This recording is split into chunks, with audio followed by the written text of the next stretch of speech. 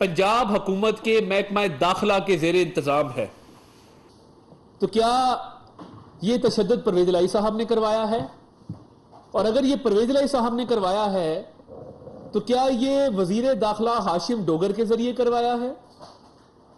یہ محکمہ داخلہ جب سے ہاشم ڈوگر صاحب کے ہاتھوں میں آیا ہے، یہ کبھی کسی کو غلط ایڈریس پر نوٹس بھیج دیتے ہیں، کبھی کسی کا نام غلط لکھ دیتے ہیں، کبھی کسی کا پتہ غلط لکھ دیتے ہیں، کبھی غلط گھر پہ ریڈ کر دیتے ہیں۔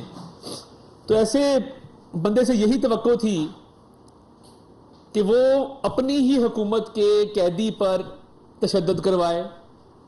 ایک طرف عمران خان صاحب کہہ رہے ہیں تشدد ہوا ہے، دوسری طرف یہ بیانات آ رہے ہیں کہ تشدد نہیں ہوا۔ تشدد تو کسی پہ نہیں ہونا چاہیے، مگر کیا جب میاں نواز شریف کی دوائیاں بند کی جاتی تھی جیل کے اندر، کسی سپرنٹینڈنٹ کا تبادلہ ہوتا تھا؟ جب مریم نواز شریف صاحبہ کو سزائے موت کی چکی میں رکھا گیا، کسی جیل خانہ جات کے افسر کا تبادلہ کیا گیا تھا؟ جب رانا ثناء اللہ کو شدید گرمی میں 6x10 کی سیل میں بند کیا گیا، کیا کسی جیل سپرنٹینڈنٹ کا تبادلہ ہوا تھا؟ کیا جب شہباز شریف صاحب کو زمین پہ سلایا جاتا تھا اور بختر بند گاڑی میں بند کر کے لایا جاتا تھا، کسی جیل سپرنٹینڈنٹ یا ڈی آئی جی جیل خانہ جات کا تبادلہ ہوا؟ تو یہ کیا وجہ ہے کہ ایک ایسا لاڈلا جس نے پاکستان کی سالمیت کے خلاف بیان دیا، جس نے ملک دشمن بیانیے کے حوالے سے بات کی، اس کو ایک رات جیل میں گزارنی پڑتی ہے تو پوری انتظامیہ ہل جاتی ہے، اور سپرنٹینڈنٹ اڈیالہ جیل سے لے کے ڈی آئی جی جیل خانہ جات کا تبادلہ کر دیا جاتا ہے۔ میں تو ریکویسٹ کروں گا honourable supreme court of Pakistan سے کہ اس کا سو موٹو نوٹس لیا جائے کہ ایک قیدی کی وجہ سے پوری جیل کی انتظامیہ تبدیل کر دی گئی ہے۔ یہ غضب خدا کا، اختیارات کا ناجائز استعمال اور کیا ہوتا ہے؟ یعنی جیل پنجاب حکومت کے زیر انتظام ہے، پنجاب میں پی ٹی آئی کا اور کاف لیگ کا الحاق ہے، محکمہ داخلہ اس کی ذمہ دار ہے، اور عمران خان صاحب کہتے ہیں کہ تشدد کیا گیا، اور اس کے بعد آپ افسران کے تبادلے کر دیتے ہیں۔ تو یہ تو بڑی عجیب سی بات ہے کہ پرویز الہی صاحب نے تشدد کروایا شہباز گل پر، اور پھر ہاشم ڈوگر جو وزیر داخلہ ہے اس نے سپرنٹینڈنٹ کا اور ڈی آئی جی جیل خانہ جات کا تبادلہ کر دیا۔ میں یہ سمجھنے سے قاصر ہوں کہ یہ پنجاب میں کس قسم کی حکومت ہے کہ جس کو سر پیر ہی نہیں پتا کہ معاملات کہاں جا رہے ہیں اور کون کیا کر رہا ہے۔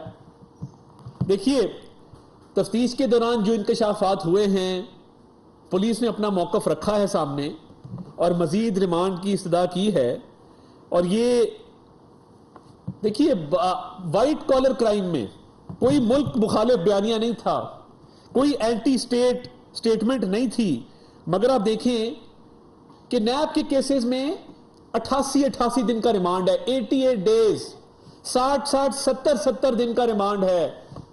آہا چیمہ ایک فرشناز افسر ہیں، ان کے ساتھ ٹارچر کیا جاتا تھا، وہ آج تک گلہ بھی نہیں کیا۔ یہ پی ٹی آئی والے ہیں جن کو عادت پڑ گئی ہے کہ ہلکی سی سختی آئے تو دھاڑے مار مار کر رونا شروع کر دیتے ہیں، چیخیں مارنا شروع کر دیتے ہیں۔ ہمارے ساتھ کیا نہیں ہوا، اور یہ سیاسی انتقام نہیں ہے۔ کیا اگر یہ ملک مخالف بیان نہ دیا ہوتا شہباز گل نے تو کیا شہباز گل جیل میں ہوتا؟ کیا اس کو بلا وجہ پکڑا گیا ہے؟ کیا اس پہ چرس ڈالی گئی ہے؟ کیا اس پہ ہیروئن ڈالی گئی ہے؟ تو بات یہ ہے کہ آپ لوگ ظلم کی انتہا کرتے رہے ہیں اور ہم نے اف تک نہیں کیا۔ جیلوں کے اندر جو سلوک ہوتا تھا، جو جسمانی ریمانڈ 60 سے لے کے 88 دنوں تک بھی ہوا ہے، تو یہ 2 دن کا ریمانڈ اور 2 دن کی جیل میں کیوں زلزلے آ رہے ہیں؟ کیوں پوری انتظامیہ ہل کے رہ گئی ہے کہ افسران کے بھی تبادلے ہو رہے ہیں، الزامات بھی لگ رہے ہیں، چیخو پکار بھی ہے؟ تو حوصلہ کیجئے، یا تو ملک مخالف بیانیے کو کھل کے اس کی تردید کرے، اس کی مذمت کریں، اور چیف آف سٹاف کی پوزیشن پہ ایک آدمی ہے، وہ چیف آف سٹاف کس کا ہے؟ وہ عمران خان کا ہے۔ تو کیا عمران خان صاحب نے بطور چیئرمین تحریک انصاف اپنے چیف آف سٹاف کو اسٹیٹمنٹ دینے پہ چیف آف سٹاف کے عہدے سے برطرف کیا؟ اس کا جواب ہے نہیں. تو یا آپ پاکستان کے ساتھ کھڑے ہیں یا آپ اس ملک دشمن بیانیے کے ساتھ کھڑے ہیں جس کو شہباز گل نے پروموٹ کیا. آپ کو تو چاہیے تھا کہ آپ پہلے دن ہی ایک نوٹیفیکیشن نکالتے کہ شہباز گل چیف آف سٹاف نہیں رہے گا کیونکہ اس نے پارٹی پالیسی کی خلاف ورزی کی ہے. اور اس سارے کھیل میں پرویز الہی صاحب پیچھے سے بیٹھ کر ڈورے ہلا رہے ہیں، اور وہ اس ملک دشمن بیانیے کے سب سے بڑے پروموٹر اس لیے ہیں کیونکہ وہ آج جیل کی انتظامیہ کو چینج کر رہے ہیں، وہ جیل میں ملاقاتیں کروا رہے ہیں، وی وی آئی پی پروٹوکول دے رہے ہیں. تو یہ سارے تانے بانے ملتے ہیں پرویز الہی صاحب سے بھی. تو کیا پرویز الہی صاحب نے عمران خان صاحب کو یہ تجویز دی کہ شہباز گل کو چیف آف سٹاف کے عہدے سے برطرف کیا جائے اور اس بیان سے درج کیا جائے؟ نہیں، کیونکہ یہ جو فورن فنڈنگ ہے، یہ ملک دشمنوں سے جو پیسے لیے ہیں اس معاوضے کے عوض کچھ کام دکھانا تھا نا. وہ کام کر کے دکھایا. پہلے سٹیٹمنٹ دی کہ میں اقتدار سے باہر زیادہ دیر رہا تو خدا نہ خواستہ کہا کہ پاکستان کے 3 ٹکڑے ہو جائیں گے. اب اس ملک دشمن بیانیے کو پروان چڑھا رہے ہیں اور اس میں کاف لیگ مکمل ساتھ ہے. مونس الہی نے ایک دفعہ بھی مذمت نہیں کی. اور آپ دیکھیں کہ پوری پروٹیکشن مل رہی ہے، جیل کے افسروں کے تبادلے ہو رہے ہیں. پہلے تشدد کی کہانی گھڑی جاتی ہے، اس کے بعد جیل کے افسروں کا تبادلہ کیا جاتا ہے. بھائی آپ نے تشدد کیا اور آپ ہی افسروں کو ہٹا رہے ہیں. یہ مطلب مجھے سمجھ نہیں آئی کہ جیل پنجاب حکومت کی ہے، وہ کہتے ہیں کہ تشدد ہوا اور اس کے بعد افسران کے تبادلے ہوئے، پھر کہہ رہے تشدد نہیں ہوا. تو یہ جیل کے افسران کو ہٹانے کا بہانہ تھا کہ تشدد ہوا ہے. جی تو پرویز الہی صاحب کیوں کیا تشدد؟ اور اگر غلط کیا تو پھر جیل کے افسران کو ہٹایا، اگر صحیح کیا تو پھر جیل کے افسران کو کیوں ہٹایا؟ اور اگر تشدد نہیں ہوا تو پھر جیل کے افسران کو ہٹانے کا کیا جواز ہے؟ یہ نااہلوں نالائقوں کا ایک ٹولہ ہے جو اس ملک میں انارکی پھیلانا چاہتے ہیں، انتشار پھیلانا چاہتے ہیں، ملک دشمن بیانیے کو پروموٹ کرنا چاہتے ہیں. اور یہ آپ نے دیکھ لیا جو پچھلے 2-4 دنوں میں ہوا کہ کیسے ایک کے بعد ایک بیان دوسرے سے نہیں ملتا.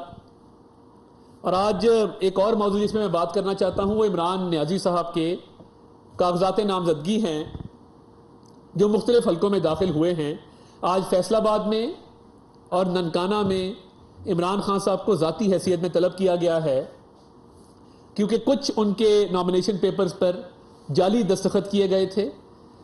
اور فیصل آباد میں ایک نامینیشن پیپر ایسا ہے جس پر تجویز کنندہ کسی اور شہر کا ہے. وہ تو نامینیشن پیپر ریجیکٹ ہوں گے اور اگر وڈرا کرنے ہیں تو امیدوار کو ذاتی حیثیت میں پیش ہو کر اس کو وڈرا کرنا ہوتا ہے. اب اس میں 3-4 معاملات ہیں. نمبر 1، القادر یونیورسٹی ٹرسٹ. یہ زلفی بخاری صاحب کا قائم کردہ ٹرسٹ ہے جو عطیات کے ذریعے چلتا ہے، مگر اصل مقصد وہ جو توشہ خانہ کے کمائے ہوئے پیسے، جو پنجاب میں کرپشن سے کمائے ہوئے پیسے، اس پیسے کو بلیک منی کو وائٹ منی کرنے کا ذریعہ تھا یہ القادر ٹرسٹ. اب اس کی جو امینڈڈ ٹرسٹ ڈیڈ ہے جو ہم نے جمع کرائی ہے اس میں عمران خان صاحب کے اور بشرا بی بی کے دستخط ہیں. یہ ایک پرائیویٹ ٹرسٹ ہے 2 لوگوں کے مابین. اب جب ایک ٹرسٹ پرائیویٹ ٹرسٹ ہوتا ہے اور میاں بیوی کے دستخط ہوتے ہیں وہ آپ کو ڈکلیئر کرنا ہوتا ہے. عمران خان صاحب نے القادر یونیورسٹی ٹرسٹ کو ڈکلیئر نہیں کیا. اب جب آپ نے اس ٹرسٹ کو ڈکلیئر نہیں کیا تو آپ کو یاد ہوگا کہ جہانگیر خان ترین صاحب کو ایک ٹرسٹ ڈکلیئر نہ کرنے پر نااہل کیا گیا تھا اور کہا گیا تھا کہ یہ ٹرسٹ کا مقصد پیسے کو پارک کرنا ہے. اب یہ دستاویزات سامنے آ گئے ہیں جس میں القادر یونیورسٹی کا جو ٹرسٹ ہے اس میں 2 ہی ٹرسٹیز ہیں، عمران خان صاحب اور بشرا صاحبہ، اور دونوں کے سائن موجود ہے. اور عمران خان صاحب نے اپنے کاغذات نامزدگی میں القادر یونیورسٹی ٹرسٹ کو ڈکلیئر نہیں کیا. یہ سپریم کورٹ کے فیصلوں کے تحت یہ تمام نامینیشن پیپرز ان کے وہ ریجیکٹ ہونے چاہیے تھے کیونکہ مس ڈیکلریشن ہے. اس کے علاوہ یہ تو clear cut open and shut case ہے جہانگیر خان ترین کے کیس کے تناظر میں کہ آپ ایک ٹرسٹ کو ڈکلیئر نہ کریں اور اس کے بعد نامینیشن پیپر جمع کرا دیں, اس میں بھی کوئی کاغذ ساتھ نہ لگائیں, تو یہ کلیئر مس ڈیکلریشن ہے. میں حیران ہوں کہ کچھ جگہ پہ ان کے کاغذات نامزدگی منظور کیسے ہو گئے. آج جن جگہوں پر یہ کیس لگے ہیں ہمارے وکلا کی بھرپور تیاری ہے اور انشاءاللہ ہمیں امید ہے کہ آج یہ کاغذات نامزدگی ریجیکٹ ہوں گے, کیونکہ اس میں ایک اور فیروز والا کی زمین کا بھی معاملہ ہے جس کو عمران خان صاحب نے کئی 100 کنال زمین کو وراثتی زمین دکھایا ہے, حالانکہ وہ 70 لاکھ کے عوض ایک نگہت نامی خاتون سے خریدی گئی زمین ہے. اس کے تمام دستاویزات موجود ہیں, وہ بھی مس ڈیکلریشن ہے, جھوٹ بولا گیا ہے. تو یہ تمام معاملات آج متعلقہ ریٹرننگ افسر کے سامنے اٹھائے جائیں گے, اور القادر والے کیس میں تو کوئی گنجائش ہے ہی نہیں کہ وہ نااہل نہ ہوں اور ان کے کاغذات منظور کیے جائیں. اتنی بڑی چیز آپ چھپا لیں